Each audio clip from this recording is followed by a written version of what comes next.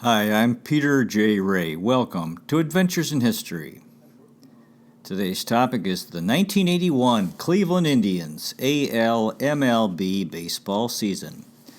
Again, the Tribe was playing in the American League, the junior circuit of Major League Baseball, and home games were played at Cleveland Municipal Stadium downtown. The season was divided into two halves because of the baseball strike. In the first half of the season, Cleveland finished in sixth place with a record of 26-24, winning percentage of .520, 5 games out of first. Second half of the season, Cleveland finished in fifth place, record of 26-27, winning percentage of .491, 5 games out of first. In the American League East for the first half, the first place team was the New York Yankees, who were 34-22, winning percentage of .607. Second place, the Baltimore Orioles, 31-23, 2 games out of first. Third place, the Milwaukee Brewers, 31-25. Fourth place, the Detroit Tigers, 31-26. Fifth place, the Boston Red Sox, 30-26.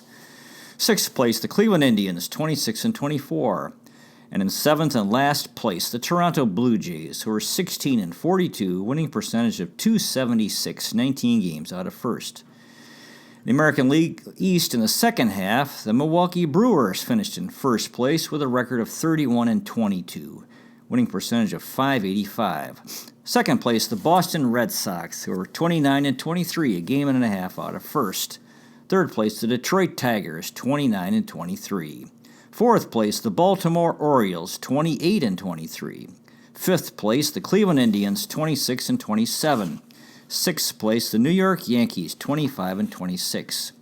And in seventh and last place, the Toronto Blue Jays, 21-27, winning percentage of .438, 7.5 games out of first.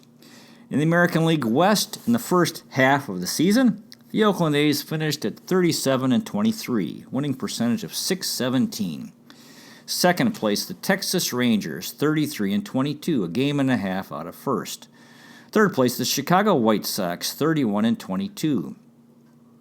Fourth place, the California Angels, 31-29. Fifth place, the Kansas City Royals, 20-30. Sixth place, the Seattle Mariners, 21-36. And in seventh and last place, the Minnesota Twins, 17-39, winning percentage of .304, 18 games out of first.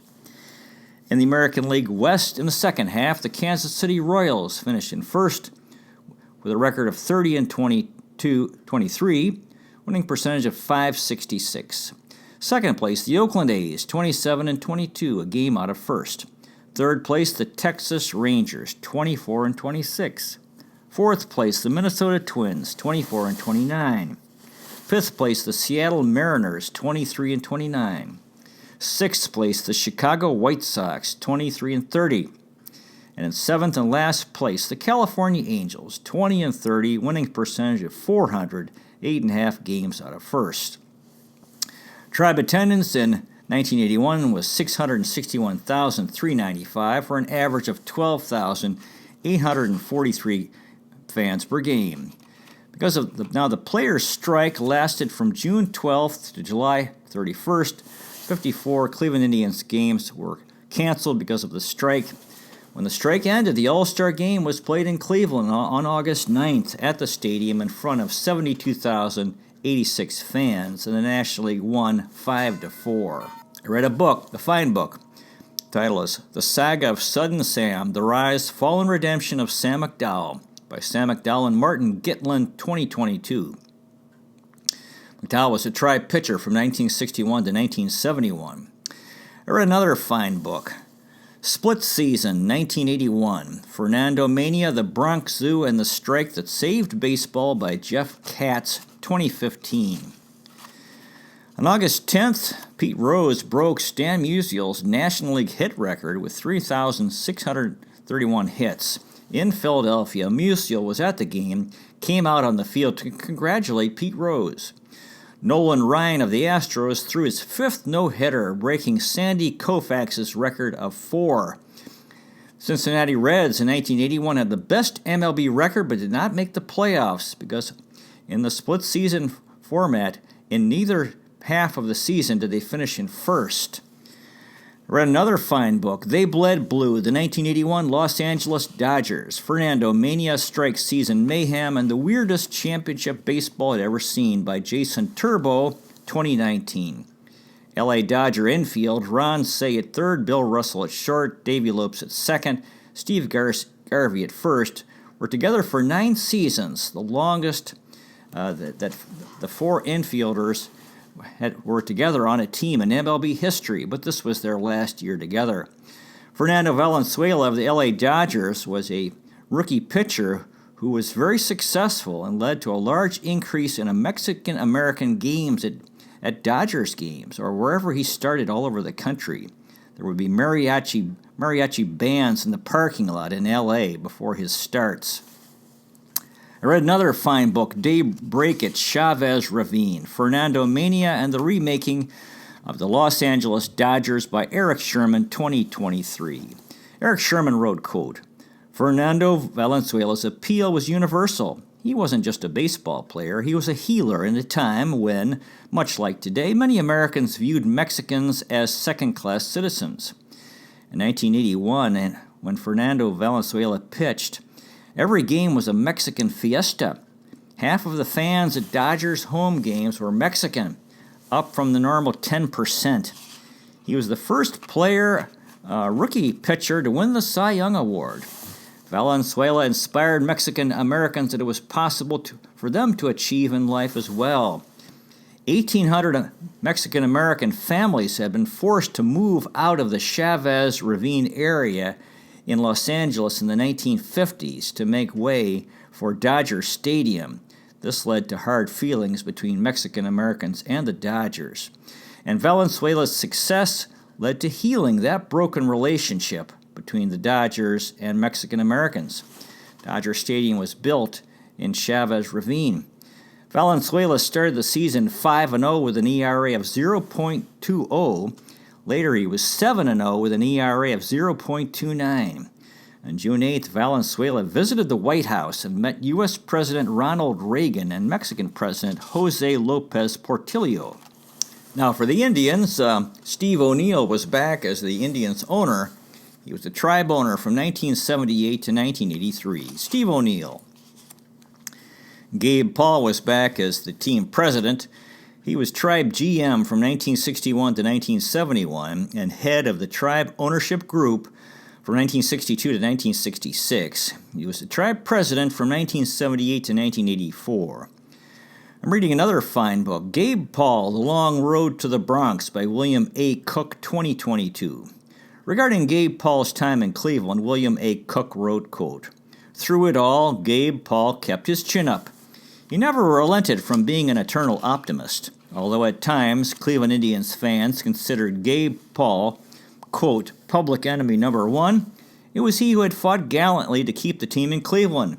For those fans following seasons with dismal attendance that brought rich men knocking on the door of the executive offices, making enormous offers and promises to buy and relocate the Indians to Seattle, New Orleans, Dallas, and other cities.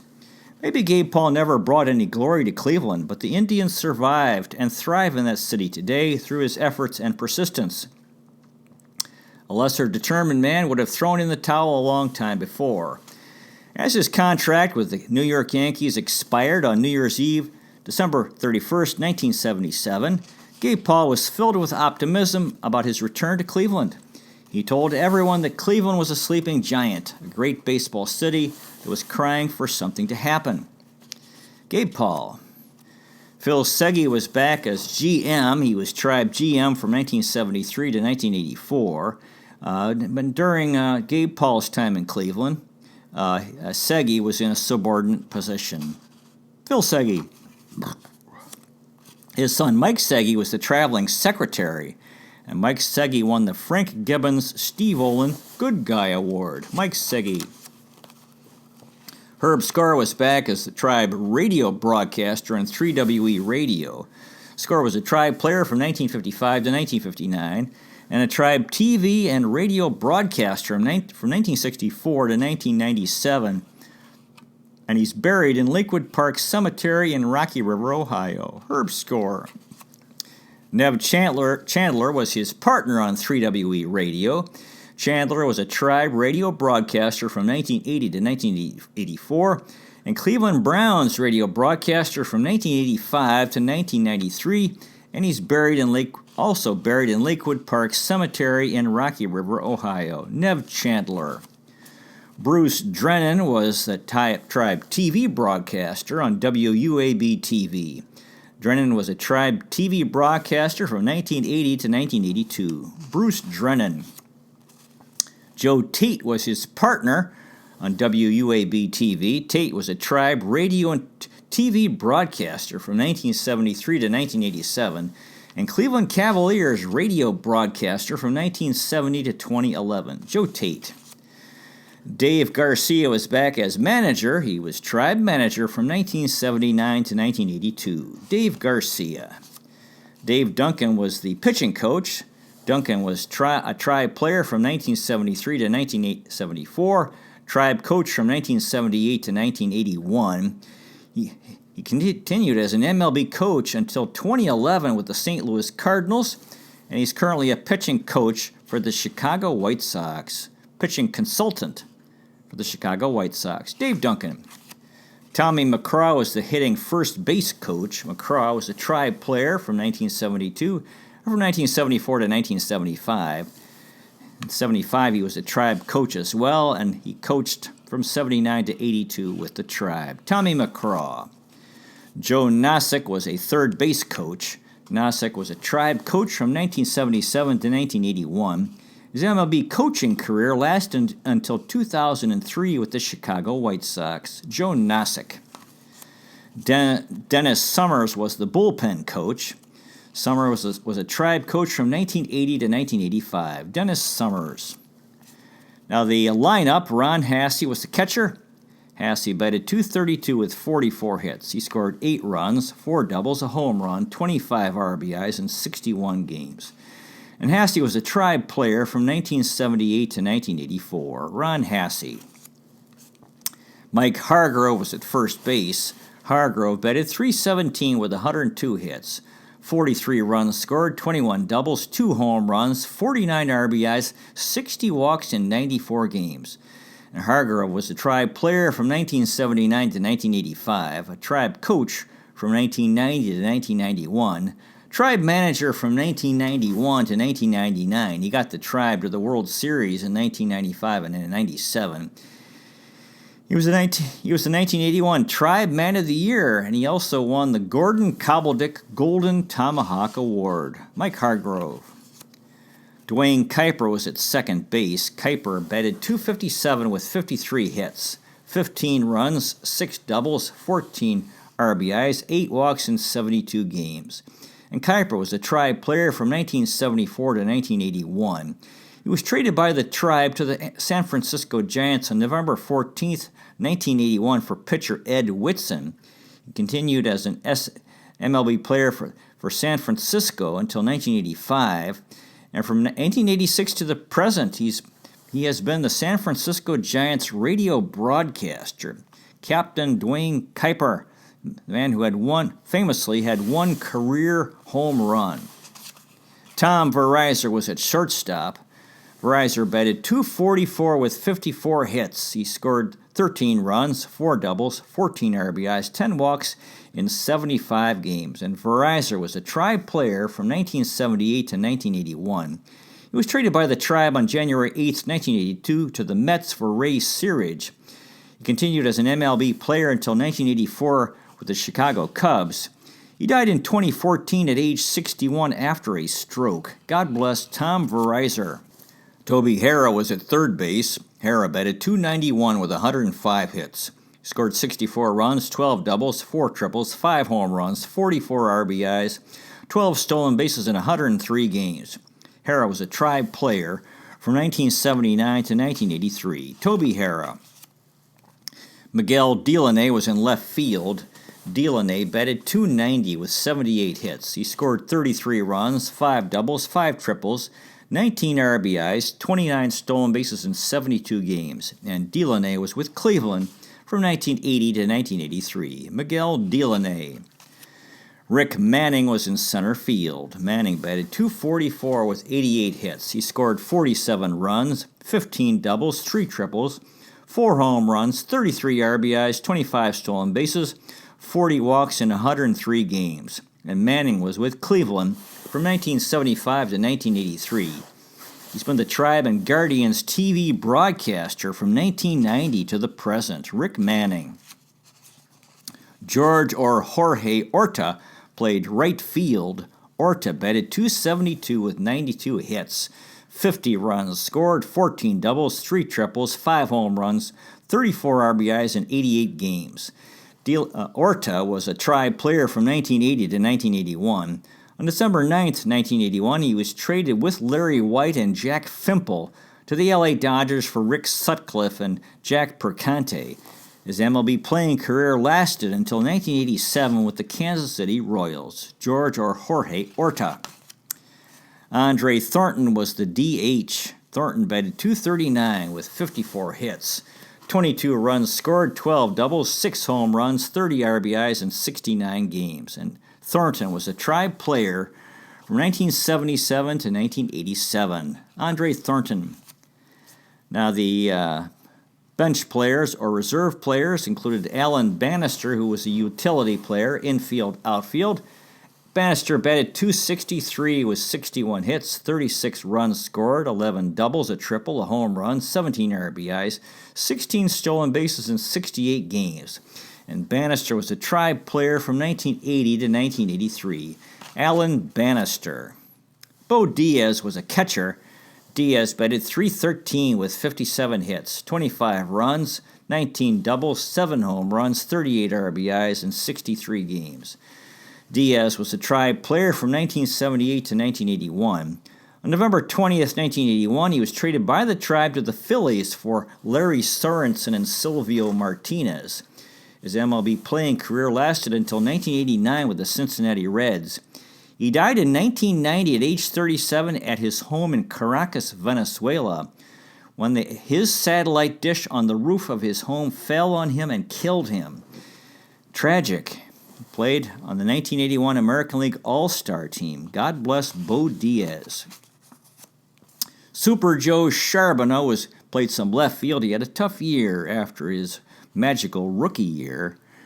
When he took baseball by storm, Charbonneau was hurt his back. He batted .210 with 29 hits, 14 runs scored, 7 doubles, a triple, 4 home runs, 18 RBIs in 48 games. Charbonneau was a Tribe player from 1980 to 1982. Super Joe Charbonneau. Von Hayes was a DH. Hayes batted .257 with 28 hits. He scored 21 runs, 8 doubles, 2 triples, a home run, 17 RBIs, 8 stolen bases in 43 games. Hayes was born in 1958 in Stockton, California, and he was 65 years old in 2024. He played outfield and first. For his career, he batted .267 with 143 home runs and 696 RBIs. He was an MLB player from 1981 to 1992 with the Cleveland Indians, Philadelphia Phillies, and California Angels. His father was a European descent American. His mother was Puerto Rican. He was an All-Star in 1985. In 1985, Hayes hit 2 home runs in the first inning of a game. Chris Berman called him Von Purple Hayes, referring to the Jimi Hendrix song. He was a minor league manager in the California League, and he was California League Manager of the Year in 2004. He was the Texas League Manager of the Year in 2005. He was also a manager in Mexico for Pericos de Puebla. In the minors, he played for the Charleston Charlies and Scranton Wilkes-Barre Barons. Von Purple Hayes. Dave Rosselló played some second base. Rosselló batted .238 with 20 hits, 11 runs scored, 4 doubles, a home run, 7 RBIs in 43 games. And Rosselló was a Tribe player from 1979 to 1981. He was released by the Tribe on March 26, 1982, so this was the end of his MLB career. Dave, not Rosselló, Dave Rosselló. Pat Kelly was a DH. Kelly batted .213 with 16 hits, Scored 8 runs, 4 doubles, a home run, 16 RBIs, 2 stolen bases in 48 games.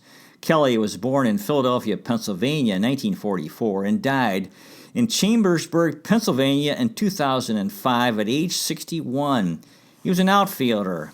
For his career, he batted .264 with 76 home runs and 418 RBIs. He was an MLB player from 1967 to 1981 with the Minnesota Twins, Kansas City Royals, Chicago White Sox, Baltimore Orioles, and Cleveland Indians.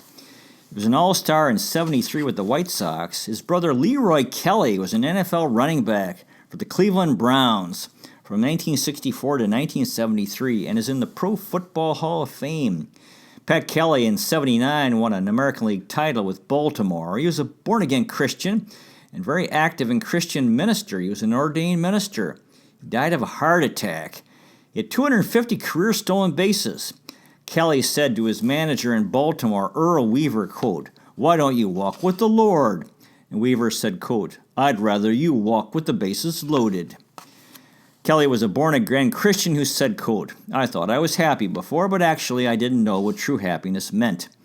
The minors he played for the Denver Bears, Erie Sailors, and Tucson Toros, and in Venezuela for Navegantes del Magallanes. Pat Kelly.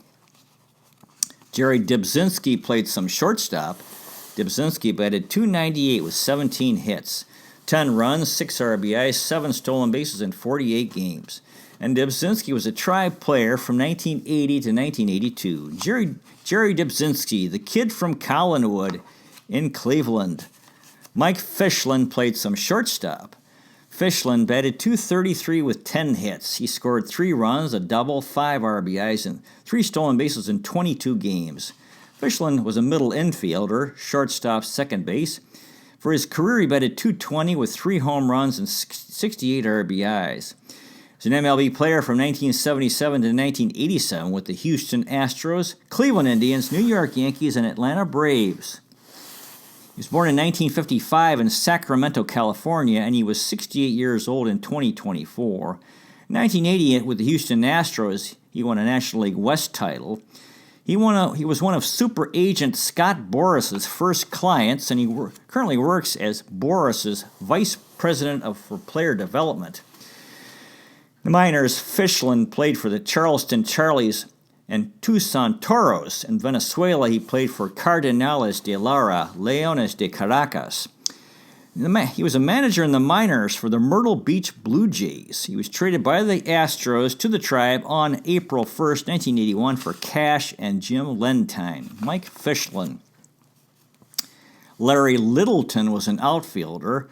Littleton batted 23 times, did not have a hit. He had an RBI, 3 walks in 26 games. Littleton was born in 1954 in Charlotte, North Carolina, and he's 70 years old in 2024. His MLB career was just with Cleveland in 1981. Littleton shares with Mike Potter the MLB record for at-bats without a hit by a non-pitcher, 23. In minors, he played for the Charleston Charlies, Portland Beavers, Shreveport Captains, and Toledo Mud Hens. Larry Littleton. Carl Pagel played some first base. Pagel batted .267 with 4 hits, 3 runs scored, 2 triples, a home run, 4 RBIs in 14 games. Pagel was born in Madison, Wisconsin in 1955, and he was 69 years old in 2024.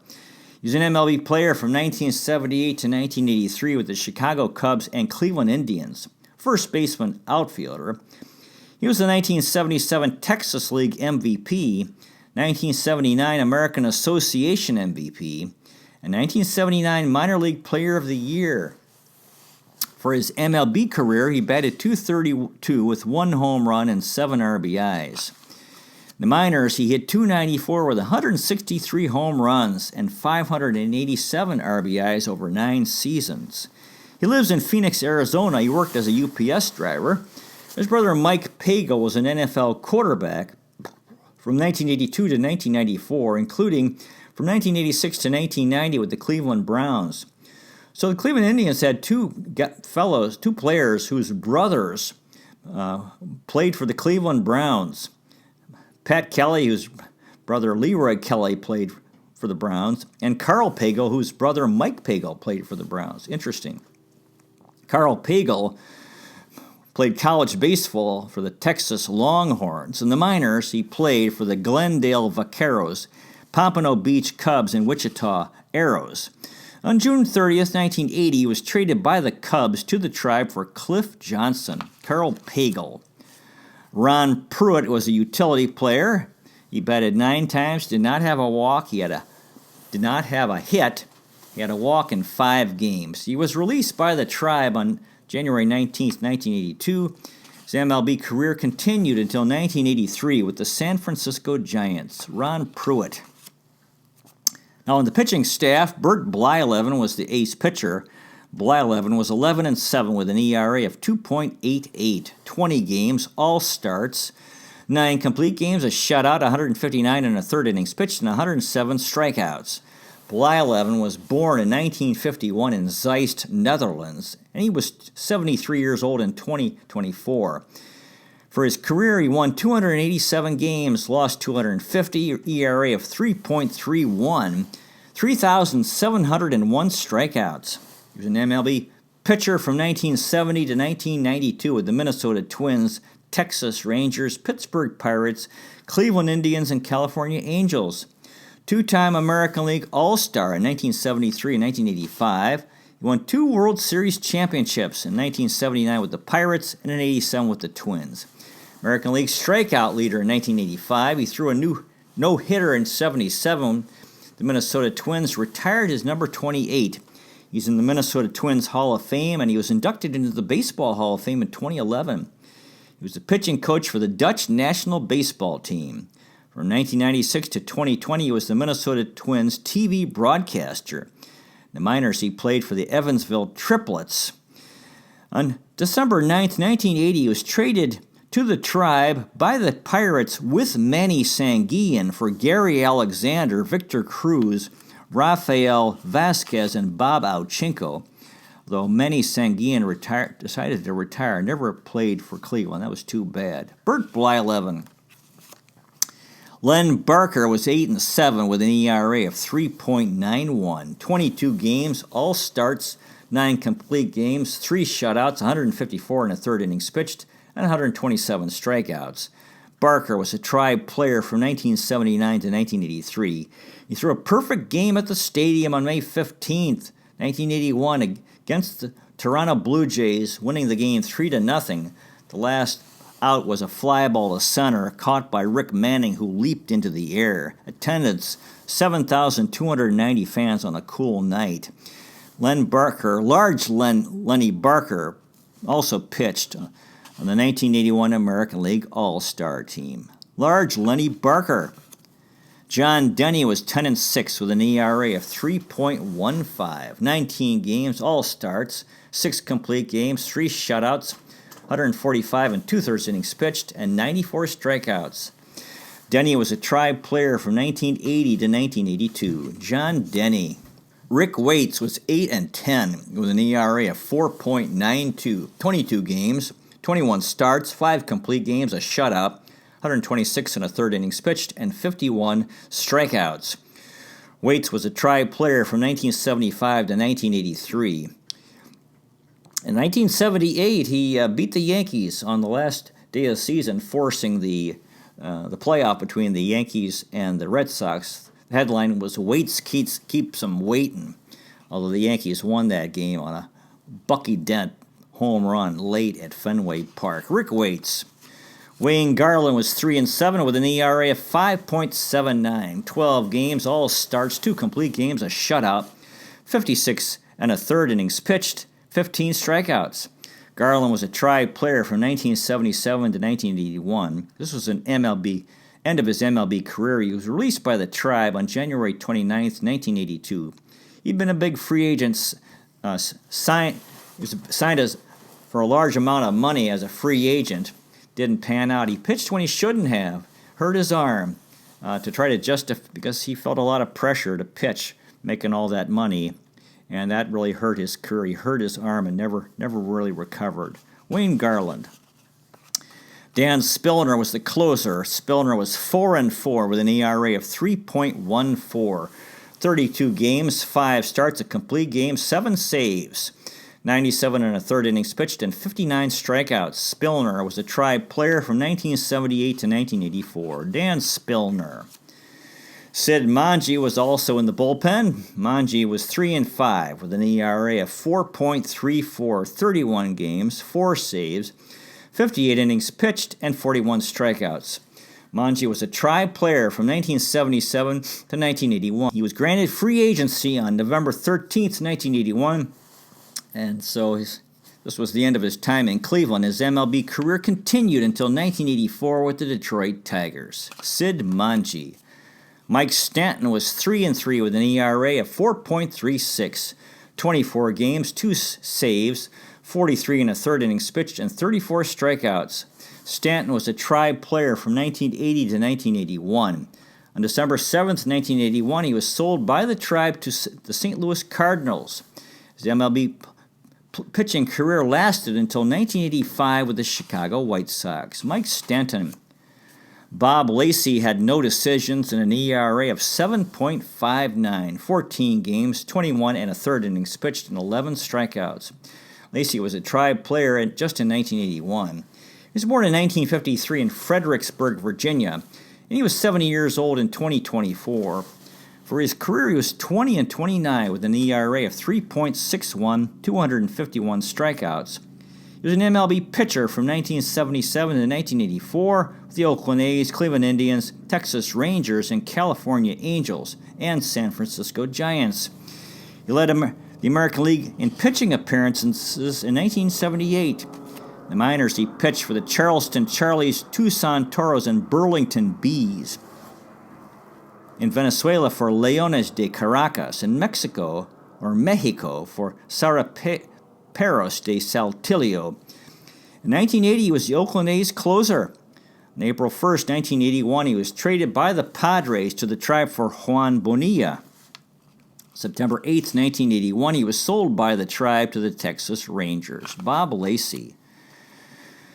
Dennis Llewellyn had no decisions and an ERA of 5.40, 7 games, 13 and a third innings pitched, and 11 strikeouts. Llewellyn was born in 1953 in Pensacola, Florida. He was 70 years old in 2024. For his career, he was 4-4 with an ERA of 4.48, 28 strikeouts. He was an MLB pitcher from 1975 to 1982 with the LA Dodgers, Texas Rangers, and Cleveland Indians. He's currently a pitching coach for the Mississippi Braves. In 1980, he was the Pacific Coast League MVP. In minors, he played for the Albuquerque Dukes, Wichita Arrows, and Charleston Charlies. On August 25, 1981, he was sold by the Texas Rangers to Cleveland. Dennis Llewellyn. Tom Brennan was 2-2 with an ERA of 3.17. 7 games, 6 starts, a complete game, 48 and a third innings pitched, and 15 strikeouts. Brennan was born in 1952 in Chicago, Illinois, and he was 71 years old in 2024.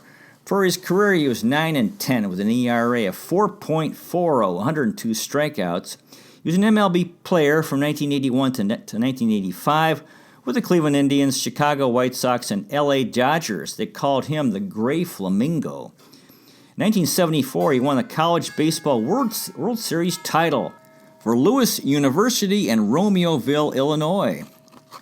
Tom Brennan is in the National College Baseball Hall of Fame, inducted in 2021. In the minors, he played for the Wausau Timbers, Oklahoma City 89ers, Toledo Mud Hens, Portland Beavers, Tacoma Tugs, and Denver Zephyrs. Selected by the Tribe in the first round of the 4th overall pick in the free agent draft in 1974. Tom Brennan. Ed Glynn had no decisions and an ERA of 1.17. 4 games, 7 2/3 innings pitched, and 4 strikeouts. Glynn was born in 1953 in New York, New York, and he was 71 years old in 2024. For his career, he was 12-17 with an ERA of 4.25, 184 strikeouts. He was an MLB pitcher from 1975 to 1985 for the Detroit Tigers, New York Mets, Cleveland Indians, and Montreal Expos. He pitched in 175 MLB games, all but 8 in relief. One of the few New York Mets players who grew up in the neighborhood near Shea Stadium in Flushing, Queens, New York City. In high school, he was a hot dog vendor at Shea Stadium. In minors, he played for the Charleston Charlies, Clinton Pilots, Evansville Triplets, and Tidewater Tides. In Venezuela, he played for Leones de Caracas, Navegantes del Magallanes, and Tiburones de la Guaira. On April 6, 1981, he was traded by the Mets to the Tribe for Dominic Bollinger. And he had, during his time in Cleveland, he had a rather unfortunate conflict with Cleveland sports writer Terry Pluto, as described in his book Our Tribe. Ed Glynn. Now, in the playoffs, there was an extra round. The first half winners in each division played each other in what we could call now the ALDS East. The New York Yankees defeated the Milwaukee Brewers 3-2 games. In the ALDS West, the Oakland A's defeated the Kansas City Royals 3-2 games. And in the ALCS, the New York Yankees defeated the Oakland A's 3-0. The wave was invented by A's fan Crazy George Henderson in Game 3. The wave, when fans stand up in a wave of unison which flows around the stadium. Now in the National League, the NLDS East, the Montreal Expos defeated the Philadelphia Phillies 3-2 games. The NLDS West, the LA Dodgers defeated the Houston Astros 3-2 games. In the NLCS, the LA Dodgers defeated the Montreal Expos 3-2 games.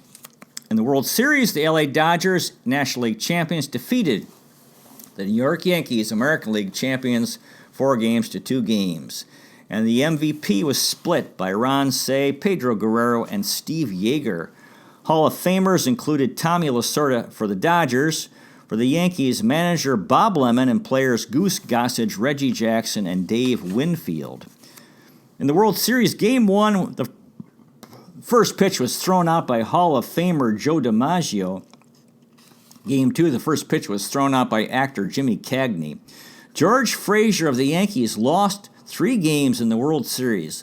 This is the first time a pitcher had lost 3 games since 1919 when Lefty Williams, pitching for the Black Sox, tried to lose those games.